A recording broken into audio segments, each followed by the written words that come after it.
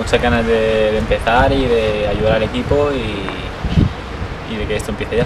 Bien, yo veo al equipo bien, con ganas de volver a ganar y con ganas de sacar esto adelante.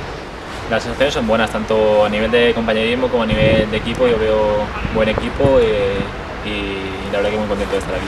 Bueno, hace cosa de 3-4 semanas empezamos a hablar y creo que esta es la mejor opción, tanto para mí como para todo el mundo, y creo que he aceptado. Bueno, me considero un jugador con gol, con buena técnica y con mucha ganas siempre. No, yo creo que no, yo creo que lo tiene muy claro, sé que esto se va a sacar adelante, sea como sea, y estoy seguro de ello. Muy bien, como te digo antes, el nivel de compañerismo es muy bueno, yo conocía a gente y la verdad que todo el mundo muy bien.